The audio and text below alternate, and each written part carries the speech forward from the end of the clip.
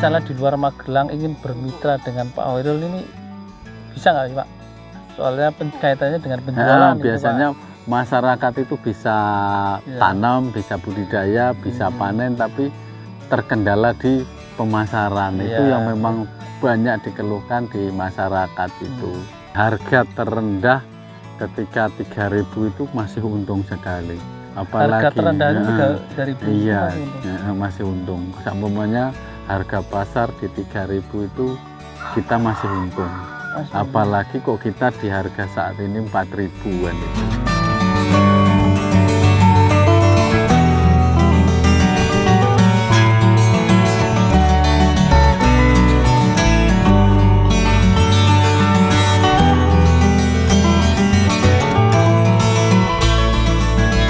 Assalamualaikum warahmatullahi wabarakatuh. Jumpa lagi di channel Juragan UKM. Hari ini saya mau ke Magelang ketemu dengan salah satu tokoh yang menurut saya luar biasa. Beliau adalah Muhammad Hoirul Sholeh. Ini profilnya. Dulu pendiam sih, sekarang begitu ketemu lagi kan akhirnya ternyata jadi seorang petani yang handal lalu inovatif gitu loh. Hoirul Sholeh yang akrab dipanggil Irul adalah sosok yang memulai pemasaran bibit buah secara online.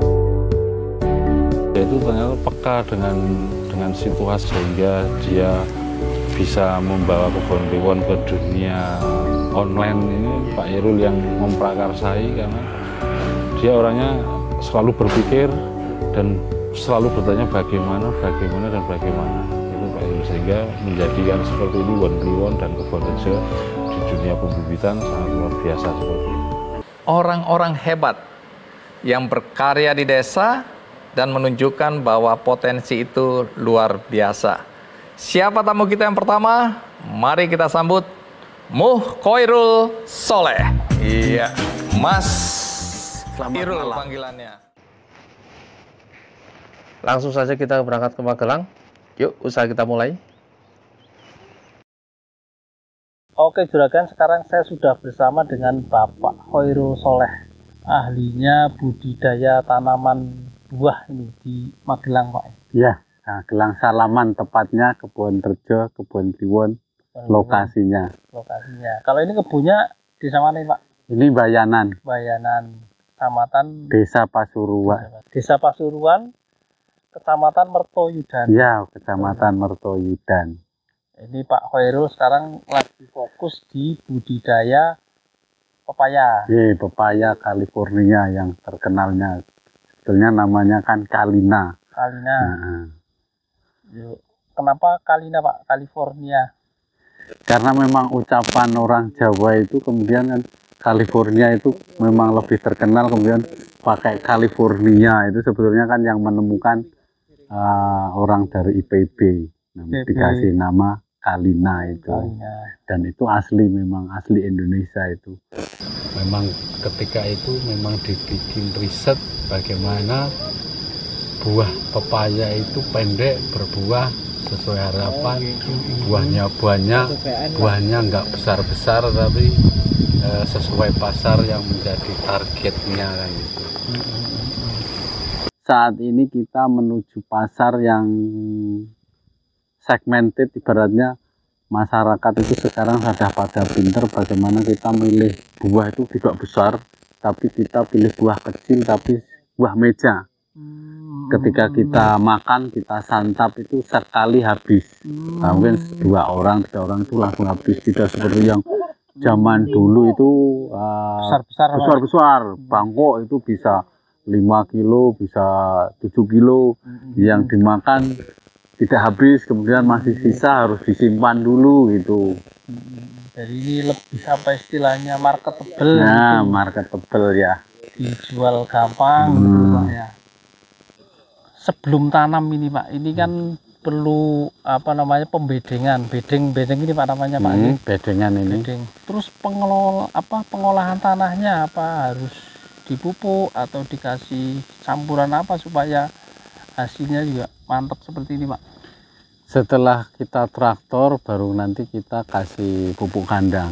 Pupuk kandang. Nah, tapi kita biasanya kita pakai pupuk kandang kambing. Kandang kambing. Ya, kita sarankan kalau yang bagus yang sudah terfermentasi. Terfermentasi itu yang gimana, sudah diolah, sudah kasih deskomposer sehingga pelapukan pupuk itu sudah maksimal dan jadi betul. Sehingga ketika dipakai untuk mengantisipasi tumbuhnya fusarium ataupun jamur atau penyakit lainnya.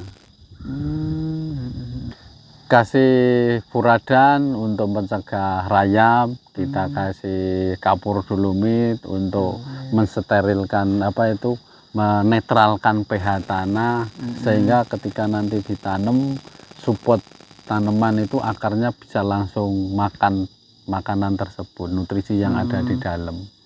Jadi begitu di pepaya ditanam, nutrisinya sudah siap. Gitu. Dan satu titik itu biasanya kita tanam 2 tanaman sampai 3 tanaman untuk mengantisipasi ketika nanti kok buahnya bulat. Satu titik ini satu tempat ini? Ini satu tempat. Satu tempat itu kasih 2, minimal 2, kadang 3. Nanti ketika sudah muncul bunga dan itu kelihatan kok ini yang bulat, itu kita cabut. Kok ini kok bagus ya, kita pertahankan. Berarti kita pertahankan satu saja, sehingga daripada nanti kita kok tanam satu, ketika itu kok nanti cuma tumbuh bunga tok, itu nanti pertumbuhannya jadi nggak seragam lagi gitu. Itu usia berapa, Pak? Usia di kisaran 3 bulan 4 bulan sudah bisa kita seleksi itu. Itu dibuang salah satu lah ya.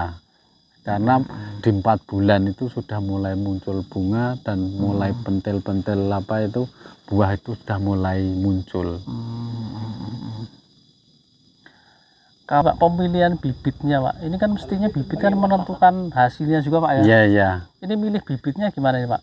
Kita bikin bibit sendiri. Oh, bikin bibit. Bikin bibit sendiri. Walaupun kita punya mitra pun bibit dari kita. Oh, gitu. Tapi pengerjaan semua modal dari mereka, tapi kita yang membeli hasil panenannya itu. Ya. Ini untuk penyemprotan sama pemupukan ini ada jadwal khusus atau tergantung kondisi tanaman, Pak? Kita jadwalkan khusus, satu bulan sekali. Kalau penyemprotan 2 minggu sekali, kalau pemupukan 3 bulan. Kalau untuk pupuk kandang kita 3 bulan sekali.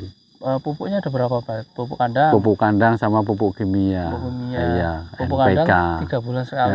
3 bulan sekali. Kalau pupuk NPK bisa 1 bulan sekali. Dengan dosis lebih sedikit. Karena untuk mensupport itu, kalau nanti NPK kan biasanya bekerjanya cepat, tapi lunturnya cepat.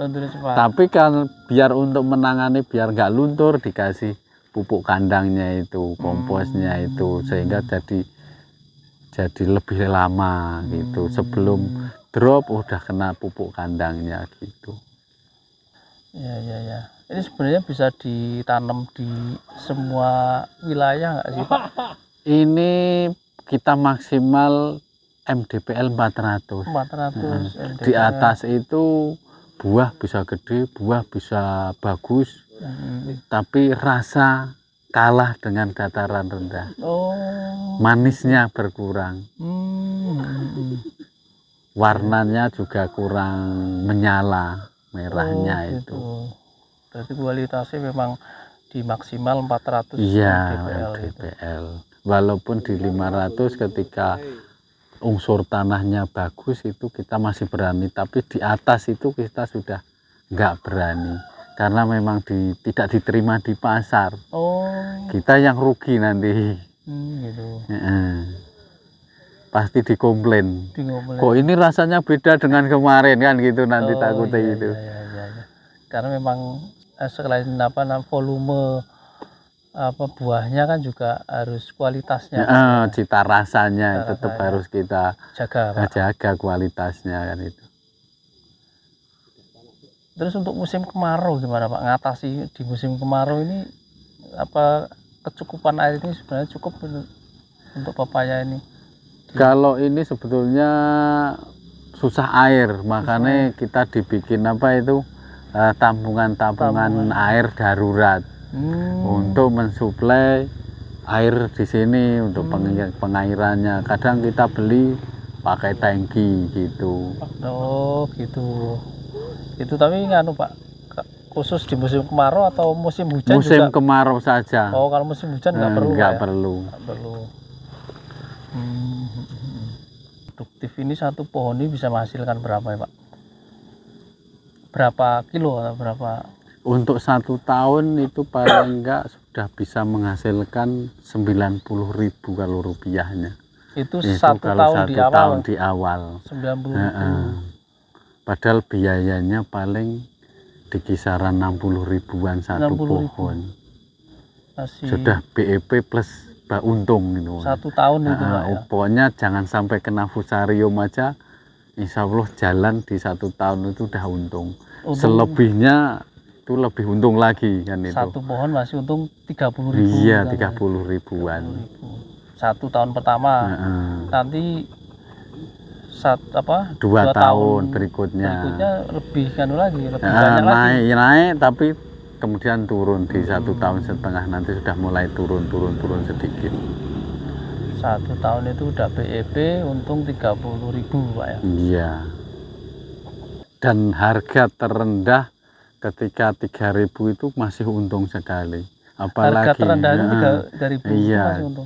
Masih untung. Seumpamanya harga pasar di 3.000 itu kita masih untung. Apalagi kok kita di harga saat ini 4.000-an itu. Harganya naik turun segitu Pak? 3.000. Ya kalau tahun-tahun 2 tahun ini terendah di 3.000-3.500. Ini kan di Magelang Pak. Iya, di Magelang. Di Magelang. Misalnya di luar Magelang ingin bermitra dengan Pak Hoirul ini bisa nggak sih Pak? Bisa sekali. Bisa. Ya, nanti kan soalnya kaitannya dengan penjualan. Biasanya itu, Pak, masyarakat itu bisa tanam, bisa budidaya, bisa panen, tapi terkendala di pemasaran. Itu yang memang banyak dikeluhkan di masyarakat itu. Jadi bisa Pak ya? Bisa sekali ya. Tapi kita lebih diutamakan untuk dikhususkan untuk Magelang. Karena kita untuk supervisi masih kewalahan, kita tim masih terbatas, sehingga kalau untuk luar kota kita masih pikir-pikir juga. Tapi mungkin kalau luas sekaligus kita berani. Kalau cuma tanggung-tanggung kita juga nggak mau, karena kan kita untuk supervisi ke sana kehabisan di ongkos pulang pergi, untuk distribusinya, untuk transportasinya itu. Untuk pembinaannya. Tapi kalau untuk wilayah Magelang kita kan sekaligus kita keliling Magelang kan itu. Kemarin kita coba sonding ke desa-desa di Bandungan, itu kita dapat informasi kisaran 5 hektar untuk tahun ini kita garap. Barusan 5 hektar itu satu tempat. Beberapa tempat karena dari beberapa kepala desa. Terus ini Pak, saran kalau misalnya saya punya lahan yang tidak terlalu luas, misalnya 100 meter persegi gitu Pak ya. Pingin sukses kayak ini Pak, tanamannya bagus seperti Bapak. Ini sarannya apa ini Pak untuk juragan yang menonton video ini supaya tanamannya sukses seperti Bapak ini, gimana Pak sarannya Pak? Nomor 1 paling enggak harus suka dulu dengan pertanian. Suka dulu dengan pertanian. Ketika kita ingin berbudidaya, berkebun, kita harus suka dulu. Nomor 1 itu dulu. Kedua, baru kita belajar budidayanya secara benar. Kalau kita nggak suka, maka kita pengen belajar pun ogah. Untuk maju pasti nggak mau kan itu. Karena media untuk belajar sekarang banyak sekali Pak ya.